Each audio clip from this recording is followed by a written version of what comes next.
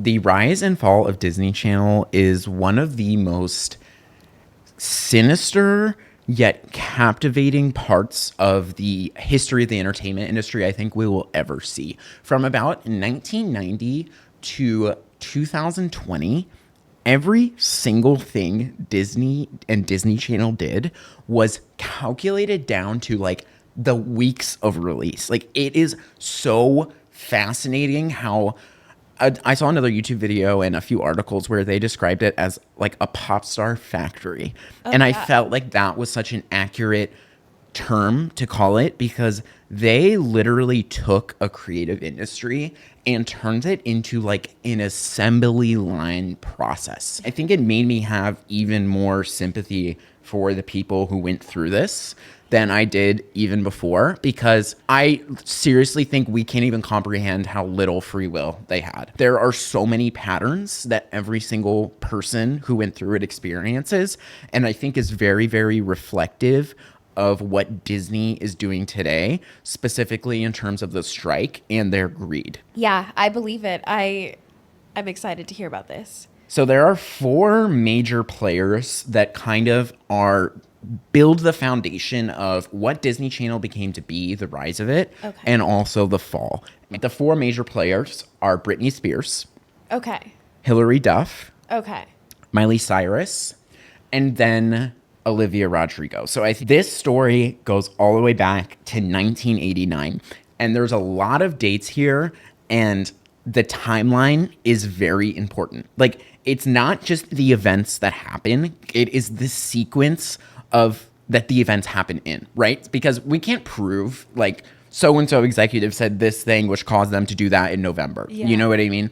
But when I was doing research, I found so many overlaps in the things, in the years or months things would release, that just proved to me it is so meticulous and kind of sinister.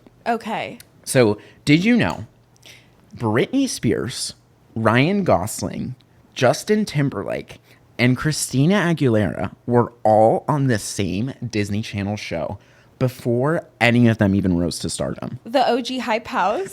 Literally. Mickey was the OG Thomas Petro. Insane. The show was like pretty mildly successful. It's not what anyone thinks of when they think of Disney Channel today. But in the final two seasons, so 1993, 1994, is when they had these four stars. However, none of these stars ever signed with Disney. Britney Spears didn't sign with Disney. Ryan Gosling never did. Justin Timberlake, Christina Aguilera, never. This will go down, and still is to this day, the biggest fumble in the history of Disney. Like, these artists alone had 16 Grammy wins, 4 Emmy wins, a Golden Globe Award, 61 platinum albums, and 1 diamond album. Like, Disney fumbled. Royalties would go crazy. In all capital letters. Yeah, and also think of, like, I really think that this show was them intentionally trying to get Disney into music. Which we'll touch on. So I think that this made the Disney executives and the people at Disney very resentful. Very, very resentful. Yeah. And this year, 1989, is very, very important. So I think around 1989, they realized that they needed to find a way to get into a slightly older demographic. I think they had really monopolized the like 10 and under with the Cinderellas and the Snow Whites and the Sleeping Beauties. Like, those things catered to really, really young people. I wonder if they saw the rise of like the sitcoms where it was human focused, not animation. Exactly. I also think specifically SNL and MTV were the two big things that they were trying to compete with at the time, which is the birth of the show. It is the all-new Mickey Mouse Club. It aired from 1989 to 1994. And more or less, it is like kid-friendly SNL that's also kind of musical. So it was like filmed in front of a live studio audience. It had a rotating cast similar to SNL, but it was very kid-friendly humor and a lot of songs. And this year, 1989, is very, very important. So if we go to the next slide, 1989 is the year Hollywood Records is founded. Hollywood Records is a record label really like any other. Like, to my knowledge, Hollywood Records in itself isn't inherently sinister. In 1990, like their big debut artist was they signed Queen. Oh and my to this gosh. day, they still manage the catalog of Queen and they still manage the catalog of Freddie Mercury. Wow. So from my research, Hollywood Records is legit. It's a legit record label. But they were very, very, intentional with making Hollywood Records a pipeline through Disney. So artists include that have been signed to Hollywood Records in the past, but not limited to Miley Cyrus, Selena Gomez, Demi Lovato, the Jonas Brothers, Ali and AJ, Zendaya, Cheetah Girls, Jordan Fisher, Coco Jones, Breaking Benjamin, Queen, and Freddie Mercury, as I had mentioned, and so many more. Like, maybe we'll get to this. I don't see someone recently on there. Okay. We'll talk about it. Hollywood Records is founded in the same year as the all-new Mickey Mouse Club. Okay. When they were making this Real People show, when they were trying to compete with MTV and SNL, right? I'm telling you, the timelines match up. Like, yes. It gets even worse. None of these artists end up signing with Hollywood Records. And I think that the entire point that they built this show in the same year as the year they founded Hollywood Records and made it intentionally a show with this rotating cast structure was to scout people for Hollywood Records.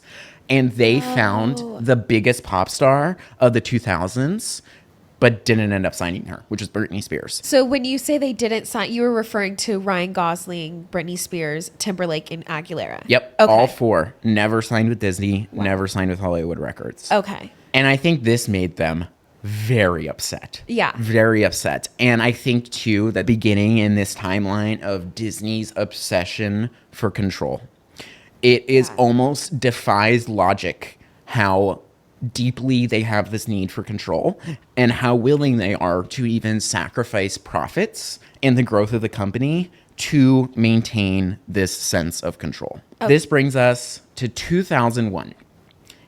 And 2001 to 2012 is the golden era of Disney Channel. Like, this is what anyone, if you say, what's your favorite Disney Channel show? It will be from this time period. The first one of these shows is Lizzie McGuire, starring Hilary Duff. The show airs in 2001, and Lizzie McGuire starts the Disney Channel blueprint. And there are 8 specific tropes that appear in every single one of these Disney Channel shows, more or less, in this period, that made them so successful and turned them into this pop star factory. Number 1, it's an awkward girl in school, and she's awkward with boys. So true. Number 2, she likes to sing and has a fondness for music. Yeah. Number 3, there is something special about them that they aren't allowed to talk about. Chills. Hannah Montana, she is a celebrity. Wizards of Waverly Place, she's a wizard. That's Psychic. So Raven, she can kind of see the future, but it's always her ability to see the future that gets her into this precarious situation, right? And I think they did that intentionally to be like aspirational and relatable at the same time. Well, and it makes the audience feel like they have a tie-in to be like, I'm keeping this secret with them. I have like a parasocial relationship now with the character. It does build that parasocial. Like, you share a secret with Miley Cyrus that no one else gets. I know she's a pop star. I'm her best friend. Exactly. Number 4, the show has an iconic theme song that is sung by the main character. Ooh. Number 5, TV show has a soundtrack album. Number 6, TV show gets turned into a movie, or vice versa. We'll talk about this. Okay. Some things in the pipeline start as movies, then go to shows. Some things start as shows, then go to movies. No matter what, there's always an album associated with both. Number 7, movie also has a soundtrack album. And then number 8, after all of this, lead of said movie or TV show gets a solo album themselves that is promoted through Disney. And what's fascinating is the soundtrack album, because so often we see movies and shows license songs from pre-existing albums and artists and record labels. I think it's a note to your opinion about their need for control, that they were willing to have the main character release a whole new album and song around the show that wasn't they could have just gone and grabbed a popular song. Instead they launched a new song. Well, it's part of the promotional method. Okay. So, like, also keep in mind, this is before the boom of the internet. That doesn't really start to happen until, Facebook, YouTube founded 2008, but I wouldn't say they get to like their peak of popularity and peak of users like the 2012-ish year. Okay. So at this time, all of entertainment is really dominated by TV and radio. So Disney had Disney Channel and Radio Disney. So every single show had a theme song tied to the artist. Also, I don't know, do you remember those like commercial breaks? Oh, they were only Disney. 3 episodes of Wizards of Waverly Place was like, oh, Yeah. it's magic. Like, so they were literally like using this commercial real estate to promote albums. The OG For You page. Yeah, and every single theme song was an intro to Hannah Montana's music catalog. It was an intro to Selena Gomez's music catalog, whatever. 2003, we get the Lizzie McGuire movie. Again, this is the start of the TV show to movie pipeline. This movie blows up. It is so popular. Hey now, hey now. That movie soundtrack went platinum. Season 1 Lizzie McGuire went platinum. However, Lizzie McGuire only lasts 2 seasons. She did 2 seasons, and Hilary Duff did 2 movies. One as Lizzie McGuire and another movie that we'll talk about. Okay. The first controversy of Disney, and this is something Hilary Duff has actually talked about in recently. She had an interview with the Zach Sang show. It's really, really fascinating. I highly recommend watching it. Wow. So the Lizzie McGuire movie is about, she goes to Europe and she finds out that she is an identical twin with a pop star there. It's like a doppelganger. Yeah, it's a doppelganger. And they like switch, whatever. So she gets to be famous. You know, she's living this double life, right? I want you to look at these 2 pictures. The plot of Hannah Montana is the Lizzie McGuire movie. Wait, like, I never realized that. Even the hair. The hair. Look at the only thing that is changed in these 2 pictures is that the blonde girl is wearing purple in the Lizzie McGuire movie, and the brunette girl is wearing green. And Hannah Montana in the original poster, it is the blonde girl's not wearing green, and the brunette girl is wearing purple. So down to like the haircuts. It is identical. This is also the start of Disney is really, really genius at this, is they can take one thing that is successful and use it to just like create a wave into the next thing. Yeah. Every single Disney show, every single Disney movie always has some sort of element that they use to launch the next show or to launch the next movie. Wow. And you'll see this too. So Hilary Duff's second movie that she does is Cinderella Story. This movie blew up. Estimated this movie, I think, did $70 million. And what did they do a few years later to launch Selena Gomez's career? Made a sequel. It's the exact, like, it's the exact another Cinderella Story. Like, it is the exact same thing. They have mastered this craft of taking one thing and, you know, using it to launch the next thing. Also using it to launch the next star, right? Okay. So they didn't make another Cinderella Story with Hilary Duff intentionally. They did it with Selena Gomez. Why? They want another person in the pop star factory. They want to expand. They want to grow. Wow. Lizzie McGuire was huge. And I think she really defined what it means to be a Disney star. In 3 years she's at Disney, she does film season 1 of a show, film season 2 of a show, does a soundtrack for season 1 of the show, does a soundtrack for season 2 of the show, does the Lizzie McGuire movie, does the soundtrack for the Lizzie McGuire movie, does Cinderella Story, goes on a brief 3-month tour. Like, in 3 years, for someone to do all of these things, and Disney went nuts with the promotion. They went nuts with the licensing. Like, there were 3 Lizzie McGuire video games in a 3-year period. There were Lizzie McGuire backpacks, Lizzie McGuire purses, pillows, blankets. Like, I cannot even fathom how much money they made off of this franchise. I mean, even to this day, and also the fact that she had a cartoon version of her that she would like talk to, I think shows that even though Lizzie McGuire was in high school, they were also using their success with animation previously to tie it into a younger audience, to be like, here, we also have a cartoon. That is exactly what I was about to say. Really? I have a theory as to why they used the cartoon in the Lizzie McGuire movie, or in Lizzie McGuire as a show. And it is that I think that they wanted to be able to license her and slap her on products without paying Hilary Duff. If you look at all of the products they launch here, the only thing with Hilary Duff's actual face on it, generally, with my research, were the books and the video games.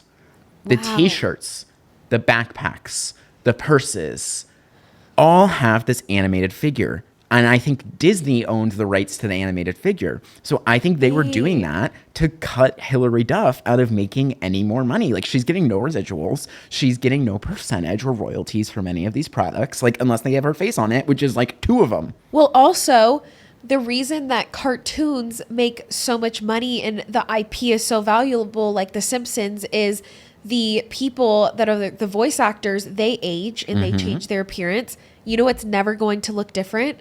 The cartoon version of Lizzie McGuire. Exactly. 20, 30 years from now, they can still sell it. Exactly. Wow. Lizzie McGuire, season 1, soundtrack goes platinum. Lizzie McGuire movie, soundtrack goes platinum. Hilary Duff's first solo album was a Christmas album. It didn't do that well. I don't really know why they did that. I think Disney, likely at the time, was just like, this show's doing so well, it's Christmas, do it. Yeah. But her first like solo album, Metamorphosis, goes 3 times platinum. Wow. 2004, Cinderella Story comes out. According to IMDb, they estimate this video did $70 million in profit. 2004 is also really, again, the start of this consistent pattern of Disney's greed. Hilary Duff quits Disney because she was unhappy with her level of compensation and attempted to negotiate with them for a 3rd season, but they refused to meet any of their demands. Really? Yeah. Hilary Duff has also spoken up about how she grew to resent the character in the box Disney put her in. It is always the same awkward and unaccepted girl wanting to be popular or going after a boy. This is a very common trope that I think just about every single person that has left Disney has said, is that when they started Disney, they were a young girl, but they age and they develop and they were forced to be this caricature of themselves. Yeah. And I think this goes back to what you were saying about the cartoons, is I think Disney viewed their stars the same way that they viewed Mickey Mouse, and that they want it to be this perfect representation that they can slap on a backpack and do whatever they want with, and people will love because it's always consistent and always the same thing. But people don't function that way. People age. People want to pursue different things in their career. And Disney refused to allow people to do that. And they didn't meet any of Hilary Duff's demands. So Lizzie McGuire gets canceled. There's not a 3rd season. And something that was really shocking to me is, like, even if there was absolutely no way they were going to do Lizzie McGuire again, it is so clear that Hilary Duff as an artist had so much value and profit to Disney, right? Like, her most successful movie wasn't the Lizzie McGuire movie. It was a Cinderella Story, which is her as Hilary Duff. Her most successful album is not as Lizzie McGuire. It's Metamorphosis as Hilary Duff. But this is, again, the start of this pattern where they are willing to sacrifice profit. They are willing to sacrifice the long-term vision to maintain control. Like, there is this sick, sinister need to control people. And if you are not willing to do exactly what we say when we say it, then you're out. Yeah. Wow. I wonder if that's why they got Miley Cyrus when she was so young. Because what Hilary probably started, I'm guessing, around 15, 16. That only gave them about 2 years with her. If you get Miley when she's 12, that gives you about 6 years before she's 18. Oh, yeah. Okay. Yeah. I'm jumping ahead. Sorry. No, that's okay. We're about to get to Miley Cyrus soon. But before Hannah Montana is released, actually, is High School Musical 1. High School Musical 1 sold over $100 million in just the DVD sales. I was trying to find statistics about, like, how much the CDs brought in. Yeah. I couldn't even find it. Fortune estimates that in the 2 years of the High School Musical franchise, between 1 and 2, that Disney made over $1 billion in operating profits. I believe it. So I'm 27. So I was in, like, middle school, I think, when High School Musical was coming out. And there was this pandemonium around it. I remember being, like, so distraught because one of the High School Musical movies, the second one, comes out at like 8 p.m. your time, and I'm Pacific time, California. And one of our friends, family friends, had their cable box set to the East Coast so they could watch it at like 5 p.m. And I was seething with jealousy. That's a life hack, honestly. I never got. That's smart. But it was this, like, it was this like pandemonium. It was. And again, I think High School Musical is this very intentional marketing of them trying to go older, right? It's not elementary school musical. It's high school musical. Yes. Very, very intentional. 2007, we get High School Musical 2. To this day, High School Musical 2 is the largest premiere in the history of Disney Channel with 17 million live viewers. This franchise was insane. However, the big stars of it were Zac Efron, Vanessa Hudgens, Ashley Tisdale, and Corbin Bleu.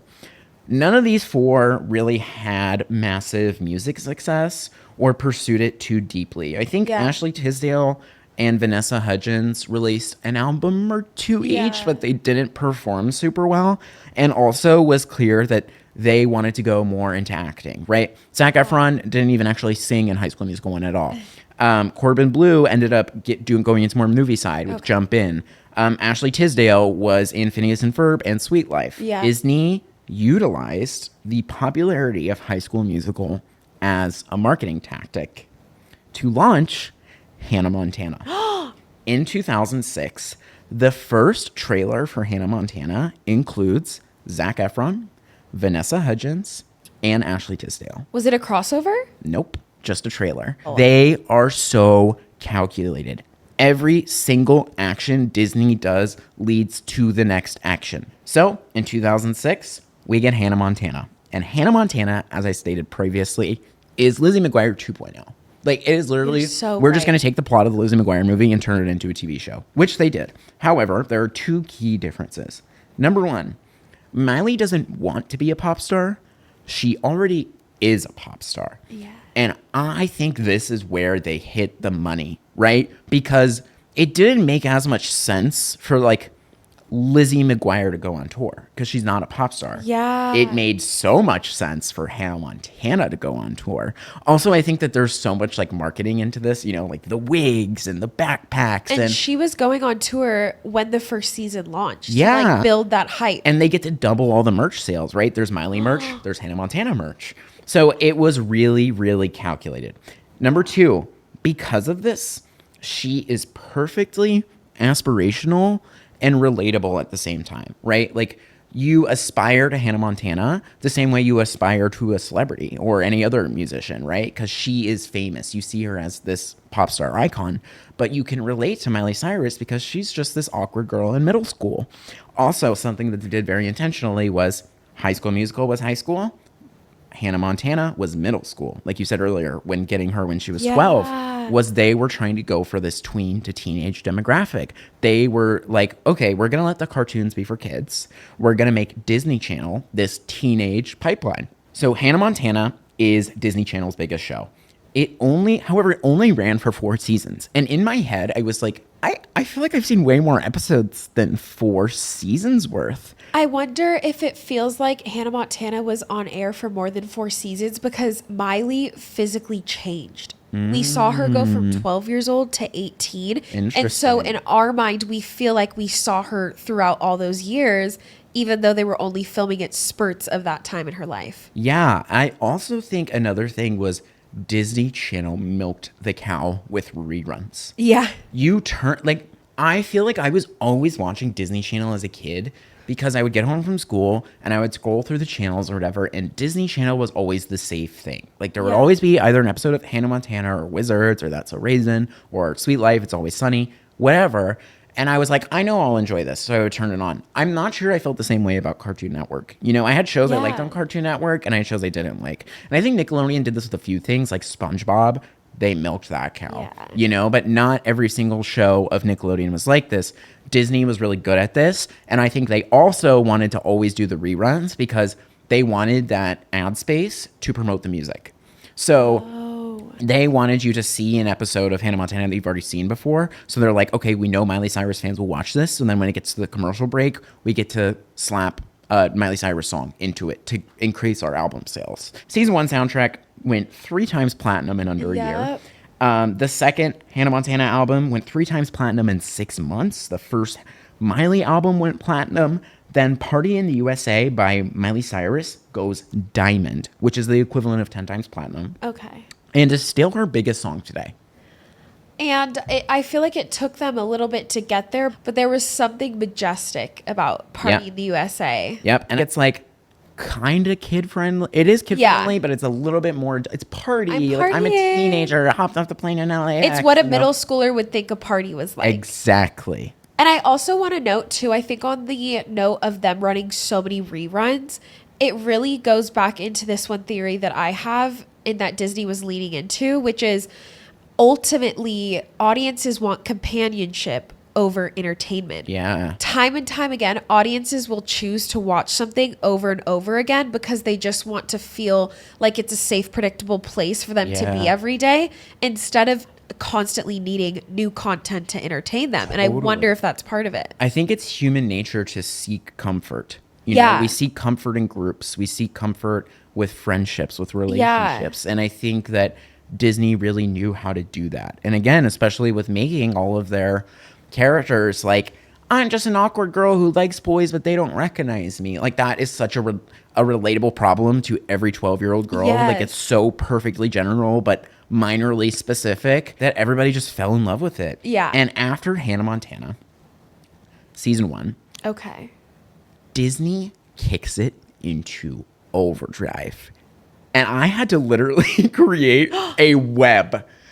And this doesn't even begin to scratch the surface, Coco. Like, oh my God. I had to physically stop myself from going deeper into this because of how elaborate it gets, right? Okay. So this all starts with High School Musical season 1. And we touched is used to promote Hannah Montana, which brings us to Hannah Montana season 1. Next year, 2007, we get High School Musical 2. Would you like to know what appeared in the episode slot after the debut of High School Musical 2, the biggest release in Disney Channel history? What? An episode of Hannah Montana that debuted the Jonas Brothers. I'm telling you, I remember. Every single thing is calculated, Coco. Wait. It is calculated down to a T. Down to, like, we are going to save this episode for exactly this time and exactly this moment because we know this movie will be popular. However, we're going to make the substance of this episode about Hannah Montana meeting her boy band crush, the Jonas Brothers, who had not existed on Disney prior. And it's like, oh, well, if all these girls look up to Hannah Montana and Miley Cyrus, and then Hannah Montana and Miley Cyrus looks up to the Jonas Brothers, then in turn, these young girl fans will look up to the Jonas Brothers. Yes. So that launches the Jonas Brothers music career. Then, would you like to guess who goes on tour together? Hannah Montana and the Jonas Brothers. Wow. So they are creating this like symbiotic relationship between the two. I also think that Hannah Montana was like their new Britney Spears, right? Again, Britney Spears is the root of all of this. It is the Disney resentment. We didn't get Britney Spears, so we will make a Britney Spears. Jonas Brothers, I think, was them trying to recreate a Justin Timberlake because he was in a boy band. And it was coming, so this was the early 2000s. It was coming out of the 90s where there was boy band fever around NSYNC with Justin Timberlake, or one of them, Backstreet Boys. But Justin Timberlake was in a boy band, so it makes sense that they missed out on Justin Timberlake with Mickey Mouse Club. Yep. So then they launch a boy band, which emulates what Justin Timberlake would go on to do. So then, Jonas Brothers rise in popularity. Okay. I believe their first album also went platinum. And we get their first movie, Camp Rock. Yeah. Which, again, brings in, who's our next star? Demi Lovato. Demi Lovato.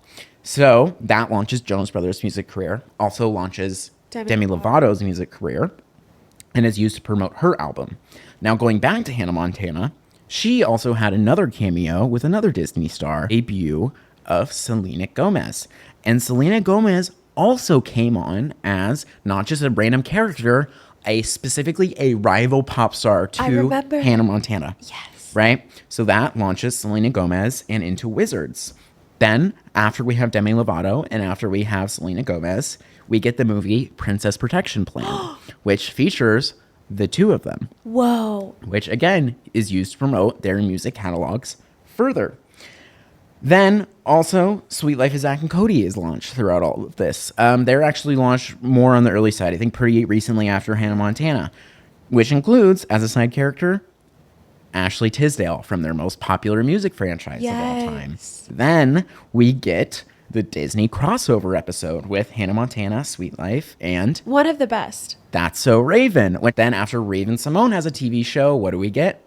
the Cheetah Girls. I think Raven was around the Lizzie McGuire era, and she Okay. was aging out. I could be wrong, but And then, again, Cheetah Girls used to promote Raven. yep, a pop star. And this does not even begin to touch on the way Disney cross-promoted their artists. It is systematic. I had to literally stop myself from, one, ran out of room on the page of this web, Yeah. but two, there were the Disney crossover specials, there were the Disney games, there was the Radio Disney features, there was these Pass the Plate episodes, it was systematic. Every single thing was taking a star, getting their popularity, putting them in with a new star we just signed to Hollywood Records and signed to Disney, Yeah. getting these fan bases to rub off on one another, then giving them their own franchise. Then once that franchise gained popularity, using them to launch the next person. And I think, too, this is really why they made these artists feel so disposable. Yeah. And that's really what happened with Hilary Duff, circling back. So Hilary Duff continued to release music with Hollywood Records even after she was not a part of Disney anymore. And again, I'm not sure if Hollywood Records is inherently evil or not. Yeah. But I think once they had Hannah Montana in Wizards of Waverly Place and Raymond Simone and Demi Lovato and the Jonas Brothers, they were like, we're just not going to promote you anymore. We're going to promote the people we can make the most money off of. And those are the people doing the movies, doing the TV shows, and doing the albums. A common issue with record labels too. Like I always say, you don't want to sign to a talent agent who manages the biggest pop star in the world because your emails will never be as important. Yeah, or I think another thing too is agents where they're all the same. You know, Yeah. It's very clear that they stopped caring about Hilary Duff because they got Miley Cyrus. Yeah. Right? They were like, this is our new Hillary. Well, they created We don't need this old new- one. Yeah. yeah, They Pandemonium. manufactured her. Yeah. And this also, talking about this and talking about this graph and all of that is when I talk about making a creative industry feel like an assembly line. It was so systematic and it's scary because it worked so well. These people all have maintained this level of fame decades past. And it's, this double-edged sword of just taking a creative industry and putting people in these boxes where it's you get absolutely no choice in what you do. Also, something that I found fascinating was how rapidly these things came out. They were doing 4 seasons of a show, multiple albums, multiple movies, and tours within a year or two. And I think that that's because they were given no autonomy, no choice. They could not have any opinion on the character. They could not have any opinion on the writing. They could not have any opinion on any of the songs. Yeah. They were here, this is your thing, dance monkey, go do it, go do it. And also, that's why people grew to resent it. And again, I think this is Disney saying, we would rather control these people than keep them for a longer time. And I'm like, if you had let Miley Cyrus and Hannah Montana run for 8 seasons instead of 4, they would have made so much more money. And I wonder too if part of it is they are working these kids, in my opinion, so much when they have them because they know that they're eventually going to grow up. And they're like, we want to capture you forever as 16. So we need as much video footage, as many songs, because you are eventually. So they're almost working 5 times harder. Right. Because they know that they only have a short It's window. they're fighting against their expiration date. Yeah. almost, And maybe that's which where is sick. These are people. an expiration date is a great way to put it. So this brings us to the beginning of the fall of Disney Channel, which also starts with Miley Cyrus, right? Miley Cyrus is really the pinnacle of it all. She is what kicks off this boom of TV shows. And she is also the person who breaks the rose-colored glasses of Disney Channel.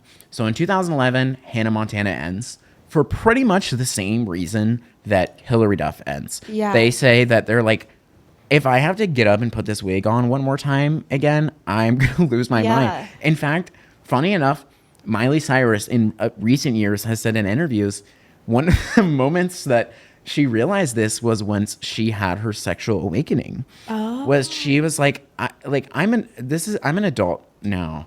And if I have to put on a wig and pretend to be a middle schooler for one more minute, I'm just going to lose it. And Miley Cyrus leaves Disney and Hollywood Records. And this is very important. Okay. Her leaving Hollywood Records is huge. So in 2013, we get the infamous WAP video. I don't know if you remember this, where it was... Is it the WAP? Yeah. WAP. Now let me see. It was WAP. like Miley Cyrus posted it on her Facebook page. Wow. Where she was... And again, like, reflecting upon this now, it is so tame. But at the time, this was like vile. Like made mainstream news headlines, tabloids are written about her twerking in a onesie. Like she's fully clothed. Like you can even see her skin in the screenshot that I've captured. But they were so critical of her. And I really think, like, also Disney stars in general are held to such a ridiculous standard. Like, this is a headline I saw from the New York Post back in the day where it's talking about Miley Cyrus's shame and that she should be shameful for doing this quote unquote near nude photo for a magazine cover, which is her, again, like you can only see her back in the side of her arm. And like, it was an editorial. And I remember, I think at the time she was like 14 years old and she was slut shamed. Exactly. And also the thing that is so frustrating is like they blame Miley Cyrus, not the people at Disney who probably set it up. Yeah. Not the people of the magazine who decided to publish it. Not the photographer who took the pictures. Not the creative director who came up with the concept. And I remember her dad was on set because they did a photo together. Right. Like they blame Miley. And I also think this is a classic case of media blaming women, you know, like forcing women to sexualize themselves for popularity, but then resenting them for it when they do. It gives the same energy as like the math teacher in middle school who's like, girls, don't wear short skirts because of how it'll make me feel. Like that kind of vibe where it's like, what do you, what, like, let's sit like, with that. You're what the problem there, dude. Like, it's sick. So also in 2013, we get the Wrecking Ball video. And this is the start of like Miley Cyrus breaking away. Also, again, Wrecking Ball was not released through Hollywood Records. It was released through RCA. Okay. Which is her new label at the time. And I really think Wrecking Ball plus the internet boom saved the other Disney stars. And we'll talk on this a bit later. But I think Miley felt in her soul that no matter what she did, she would always be perceived as Hannah Montana. Yeah. And that idea made her sick to her stomach. So she quite literally had to take a wrecking ball to this idea of the 14-year-old girl pop star that Disney had manufactured for her. And I know that also this is a very, very troubling time for her personally. And she's talked about, I think, a lot of confusion, one, with her sexual identity that she's talked about. Two, like, I think that those years of your life of like 12 to 17 are just the most formative years that you go through.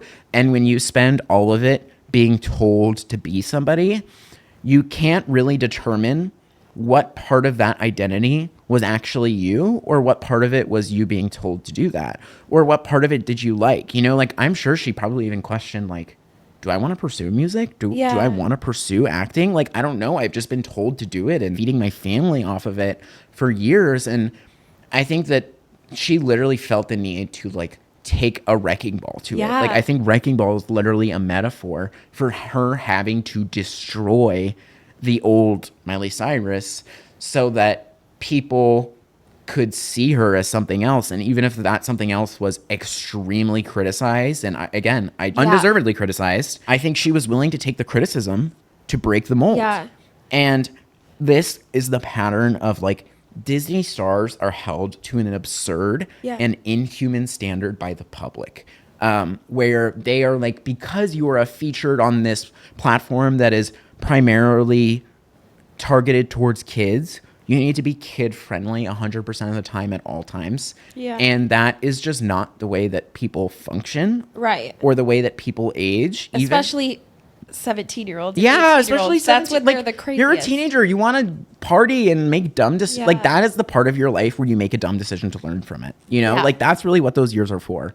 And even today, like, I don't know if you've seen the stuff about Tom Holland this year with his Apple TV show, where he in the show is playing a character and the character is queer, and there's a gay sex scene. Okay. And he is getting backlash on Twitter of people like hashtag not my Spider-Man, because he's a part of Marvel, and Marvel is marketed towards kids, which means it is incorrect for him to ever be having a queer sex scene.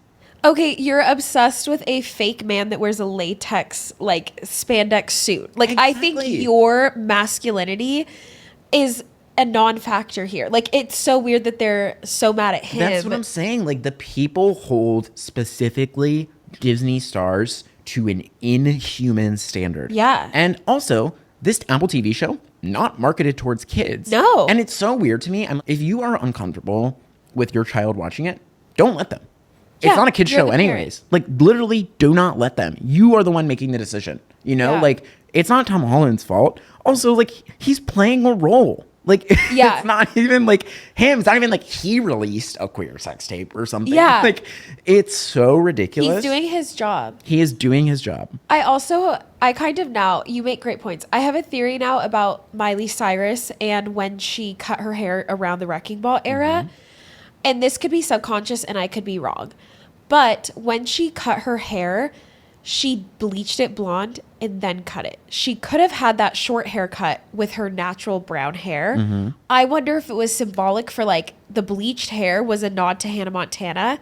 And then it was like, and I'm chopping it off. Yeah. So it was like Hannah Montana's gone. Totally. Whereas she could have just had her natural hair and then chopped it off. But the fact that she went blonde and then cut the hair. Yeah, I think there's a think lot of symbolism in that. I visual. also think the entire Wrecking Ball music video is a symbolism for Disney Channel. Yeah. And that brings us to like after this and after Hannah Montana and other shows, you know, go to their rise and fall. I wanted to cover the other Disney shows, but literally like this would have been a 3-hour long Yeah. podcast episode.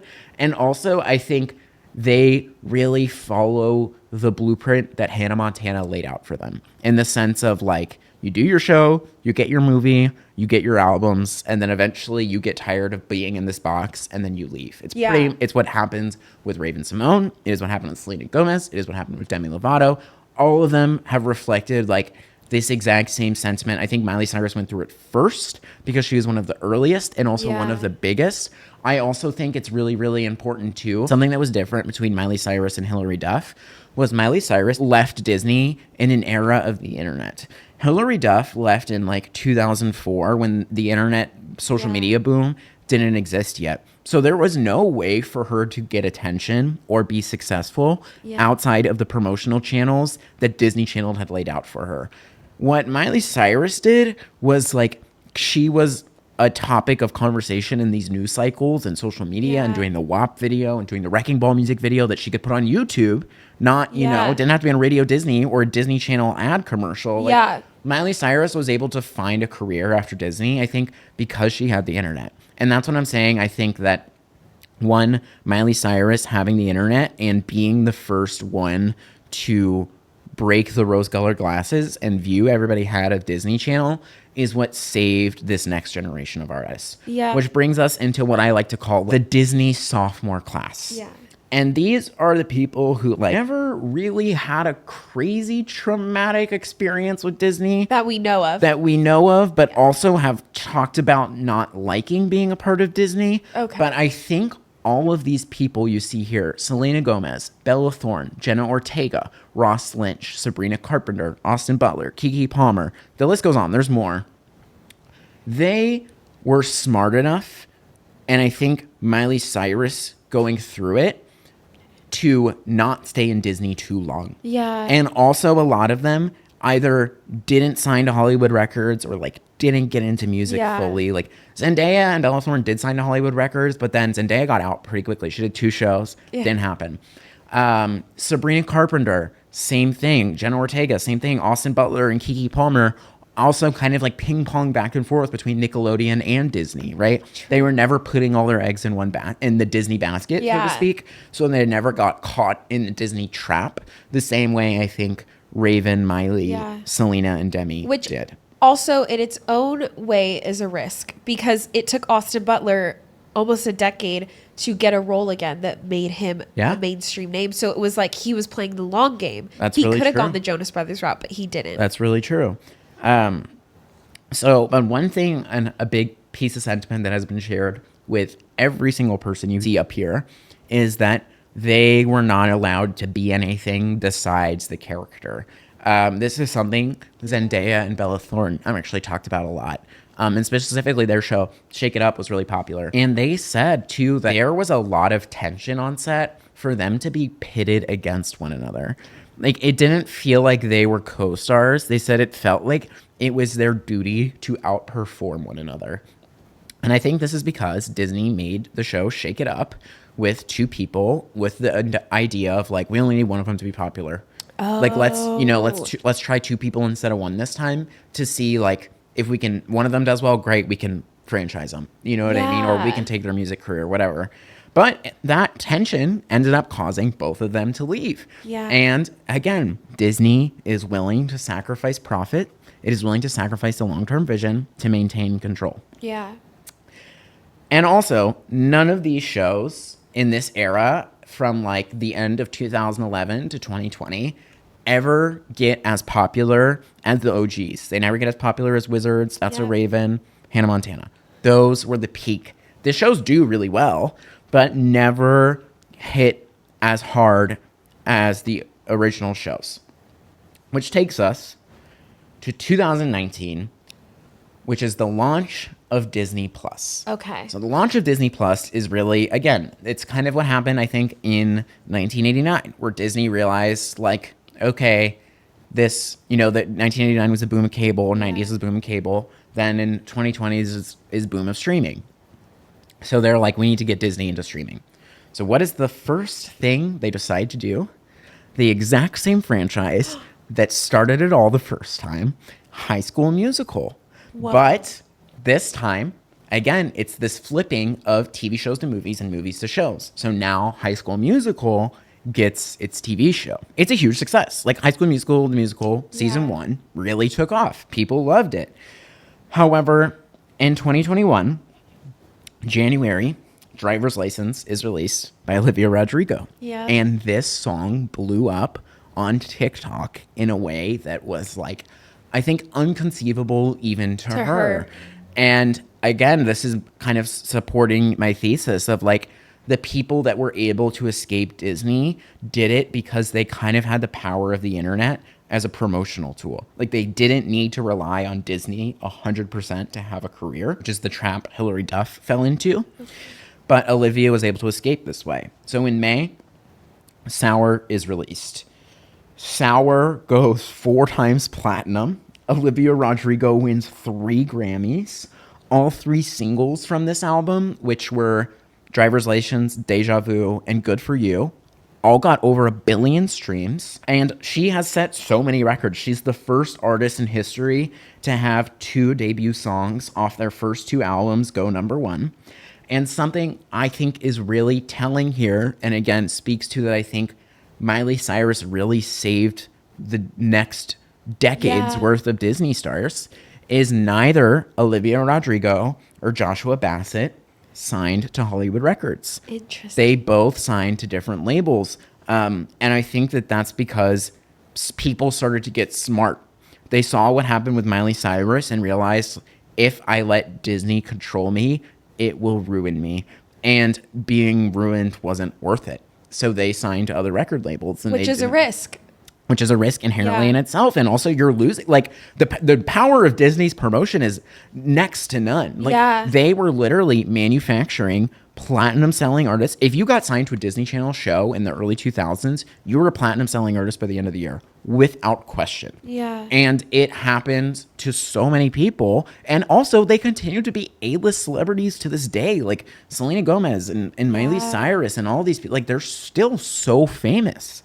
After this show, and also, again, High School Musical, I can't say that title. It's almost like they did it as a joke. Seriously, but the High School Musical show also only lasted 4 seasons. Its 4th season comes out this year, and that's the end of it. And I think this is another mistake of Disney, of, like, they try to control these people, and they don't let them grow. They don't let them be anything else. So then they just end the show. And I think this really goes to show, like, in the streaming era and in the era of the internet, Disney lost the plot. Yeah. They kind of lost touch with what made people of Gen Z and of our generation fall in love with Disney in the first place. They really started to lean heavily into acquiring IP instead of making their own. So they bought Marvel and Star Wars. And from a financial perspective, cannot deny that I'm sure those are making them billions upon billions every single year. Yeah. However, I think that, no 12-year-old girl is being seen through Mandalorian. Andor. Yeah. Like, it's just not the same. And also, like, I think after the High School Musical show, like, they really didn't try again. Like, they haven't really been able to find their footing with these, like, sitcom style Disney Channel shows that they had at the time. And I think too that Disney definitely bought these IP of Star Wars and Marvel because they wanted to get more of a male demographic. I think that they have, dominated young females with the princesses and the princess movies and then the Disney Channel shows.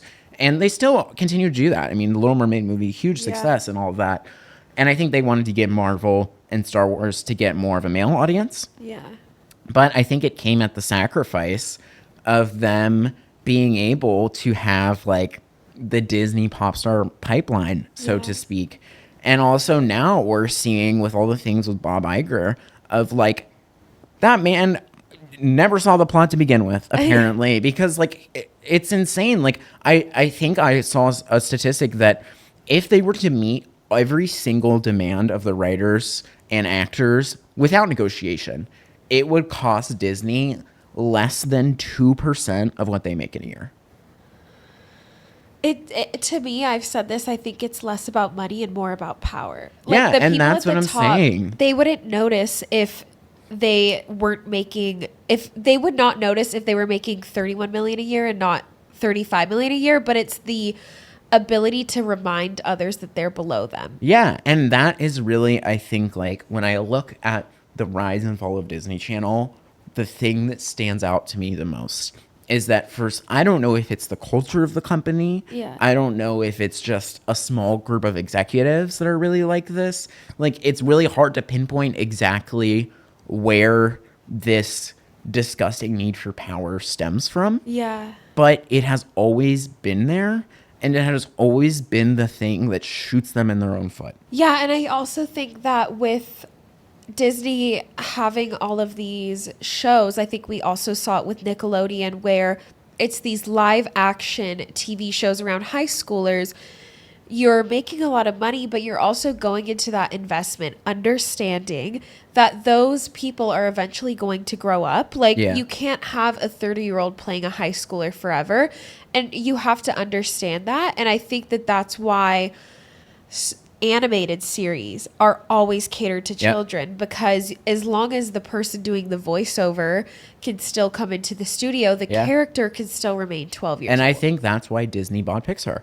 Yeah. And also, even now, like, Disney owns Hulu too, which is an entirely different demographic and has a whole, other cinematic universe of shows. But I think too, like, artists and actors now can't really speak up against Disney, or at the very least, there is always a financial incentive for them to be quiet about Disney. Yeah. Because Disney owns so much. Like, ABC. Zendaya even is a part of the Marvel Cinematic Universe. Yeah. Or, if you're an actor, the chances of you getting a show that ever could go on Hulu or get acquired by Hulu is so high. Or, and that's not even to include all, like, the Star Wars and Disney and, like, all of the princesses and all of that stuff. So I think Disney is such a fascinating piece, or the Disney Channel era is such a fascinating piece of the entertainment industry. Yeah.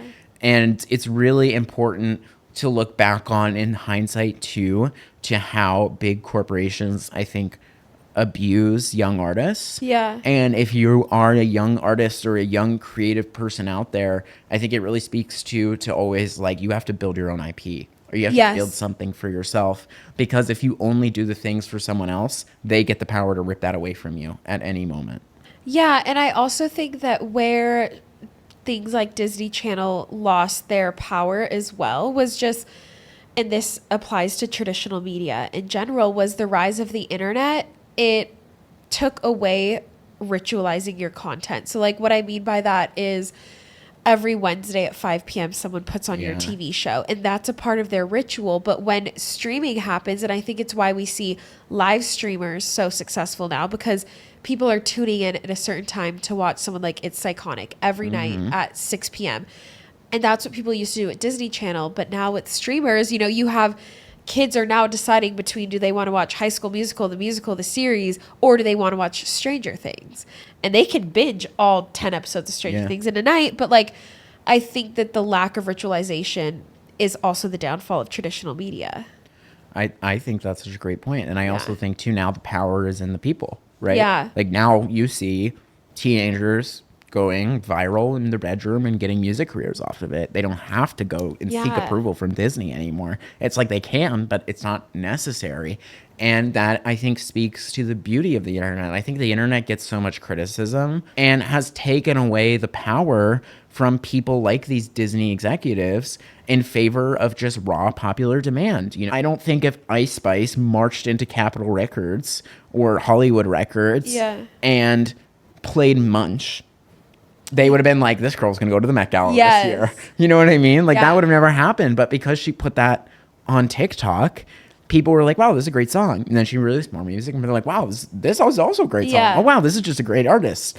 And other artists started to notice that she was a great artist. And it was just this democratization of information and creativity that puts power, although slight power, because again, you're still a victim to an algorithm, and that, we can do a separate deep dive on that. Yeah. But I think it puts power slightly the everyday people. Yeah. No, I agree. I think that it's so much more democratic now, but you made the point and I was going to say it, but like in the past, if you wanted to be a famous creative person, you had to win over the people controlling the radio stations or like the person deciding who's on the sitcom show that runs at 8 p.m. But now I would argue the people you have to win over are the executives at TikTok and Instagram and YouTube. There's a lot more democracy that goes into it in the beginning stages, but this is a slide for another day. Yeah. But I really do feel like now some of the most successful people, they're not just the ones putting out the great content. They are the ones who have won over the powers that be, that are the ones that are deciding what happens in the algorithm. But there's just more chances now to meet the gatekeeper. Yeah. Well, that is the rise and fall of Disney.